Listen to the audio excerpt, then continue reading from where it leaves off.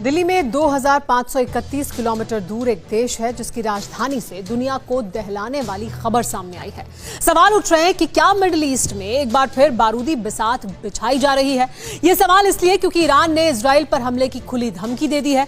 बात यहीं तक होती तो भी गनीमत थी। ईरान ने तो बाकायदा नक्शा जारी कर यह भी बता दिया है कि ईरान की मिसाइलें इजराइल के किन किन शहरों के टारगेट पर हैं।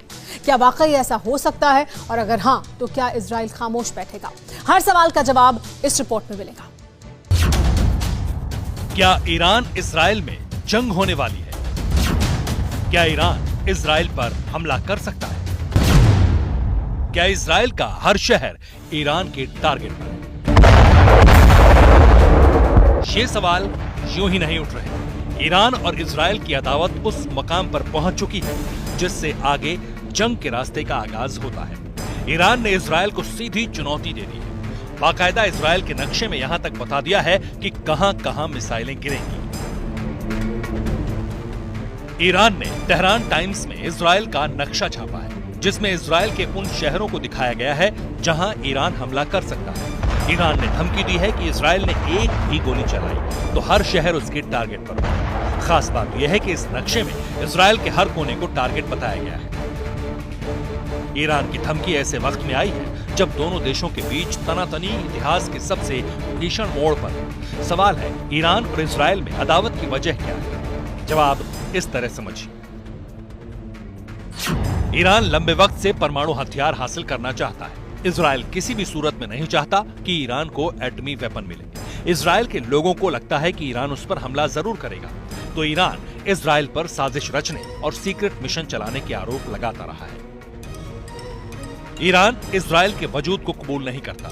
ईरान का मानना है कि इजराइल ने मुसलमानों की जमीन पर अवैध कब्जा किया हुआ है। तो दूसरी तरफ इजराइल भी ईरान को एक खतरे के तौर पर देखता है। इसलिए इजराइल नहीं चाहता कि किसी भी हालत में ईरान के हाथ न्यूक्लियर वेपन्स का जखीरा रहे। इतना ही नहीं, ईरान ने पिछले कुछ वक्त के दौरान अपने हथियारों का जखीरा कई गुना बढ़ाया है। ईरान ने नए एयर डिफेंस सिस्टम बोरहान C2 को खुलेआम दुनिया को दिखाया। ईरानी आर्मी की एयर डिफेंस फोर्स ने हाल ही में अपने नए रडार कमांड एंड कंट्रोल को कमीशन किया था। इतना ही नहीं, इस सिस्टम में लगी मेसार्ड 16 सरफेस टू एयर मिसाइलों का भी टेस्ट किया था। ईरान दावा करता है कि उसने अपनी सरहदों को पूरी तरह सिक्योर कर लिया है। ईरान और इजराइल के बीच अदावत की एक बड़ी वजह हमास और हिजबुल्लाह जैसे आतंकी संगठन भी हैं। हमास की तरह हिजबुल्लाह की भी इजराइल के साथ दशकों पुरानी दुश्मनी है और दोनों को हथियार सप्लाई करने का काम ईरान की तरफ से किया जाता है। हमास की ताकत के पीछे भी ईरान का हाथ माना जाता है। कई देशों का मानना है कि पर्दे के पीछे से ईरान ही हमास को हथियार और मिसाइलें सप्लाई करता है जिनका इस्तेमाल इजराइल के खिलाफ होता है। हमास की तरह हिजबुल्लाह 1982 में इजराइल के लेबनान पर हमले के बाद वजूद में आया और तभी से इस संगठन की हरकतों से दुनिया तंग होने लगी थी। 1983 में हिजबुल्लाह ने फ्रांस के 53 पीस कीपर्स की हत्या कर दी। 1983 में ही बेरूत में अमेरिकी एम्बेसी पर हमले में 63 लोग मारे गए।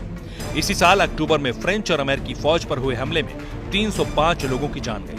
1984 में फिर बेरूत में अमेरिकी एम्बेसी पर हमले में सैकड़ों लोगों की जान चली गई।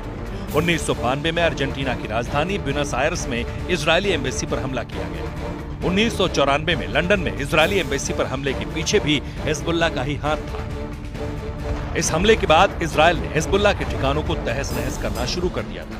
इजरायली हमले में हिजबुल्लाह चीफ के मारे जाने के बाद सैयद नसरुल्लाह को कमान मिली। इजराइल पहले भी हिजबुल्लाह के कई कमांडर्स का खात्मा कर चुका है। इजराइल का मानना है कि हमास और हिजबुल्लाह की ताकत के पीछे ईरान का ही हाथ है। इसलिए तेहरान को तेल अवीव से बार बार चेतावनी मिलती रही है।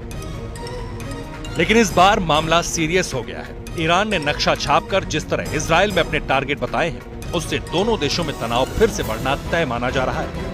इजराइल किसी भी हालत में खामोश नहीं रहने वाला। लेकिन अगर बात जंग तक जाती है तो मिडिल ईस्ट में एक बार फिर बेतहाशा बारूद बरसना